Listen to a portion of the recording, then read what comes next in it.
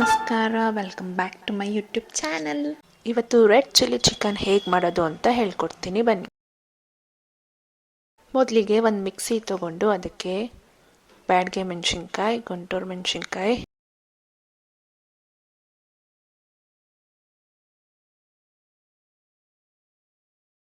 ಸ್ವಲ್ಪ ಪೆಪ್ಪರ್ನ ಹಾಕಿ ಗ್ರೈಂಡ್ ಮಾಡ್ಕೊಳ್ಳಿ.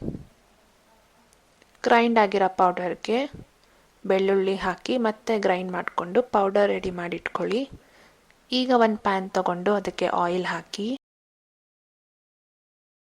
ಅದಕ್ಕೆ ಸ್ವಲ್ಪ ಉಪ್ಪು ಹಾಕಿ 1/4 ಸ್ಪೂನ್ ಅರಿಶಿನ, ಚಿಕನ್ನ ಹಾಕಿ ಚೆನ್ನಾಗಿ ಫ್ರೈ ಮಾಡ್ಕೊಳ್ಳಿ.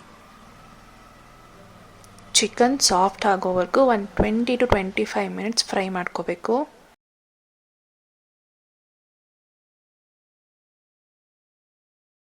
ಗ್ರೈಂಡ್ ಮಾಡ್ಕೊಂಡಿರೋ ಪೌಡರ್ನ ಹಾಕಿ ನೀವು ಎಷ್ಟು ಚಿಕನ್ ತೊಗೊಂಡಿರ್ತೀರ ಅದ್ರ ಕನ್ಸಿಸ್ಟೆನ್ಸಿ ನೋಡಿಕೊಂಡು ಪೌಡರ್ನ ಆ್ಯಡ್ ಮಾಡಿ ಚೆನ್ನಾಗಿ ಮಿಕ್ಸ್ ಮಾಡ್ಕೊಳ್ಳಿ.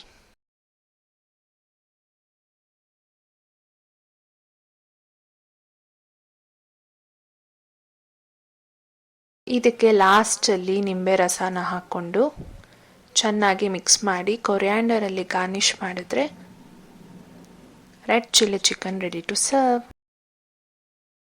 ಈ ವಿಡಿಯೋ ನಿಮಗೆ ಇಷ್ಟ ಆದರೆ ಲೈಕ್ ಮಾಡಿ, ಫ್ಯಾಮಿಲಿ ಫ್ರೆಂಡ್ಸ್ ಜೊತೆ ಶೇರ್ ಮಾಡಿ, ಹಾಗೆ ರೆಸಿಪಿ ಟ್ರೈ ಮಾಡಿದ್ರೆ ಹೇಗಿದೆ ಅಂತ ಕಮೆಂಟ್ ಸೆಕ್ಷನಲ್ಲಿ ಕಮೆಂಟ್ ಹಾಕಿ. ಸಬ್ಸ್ಕ್ರೈಬ್ ಆಗೋದನ್ನ ಮರಿಬೇಡಿ. Thank you for watching.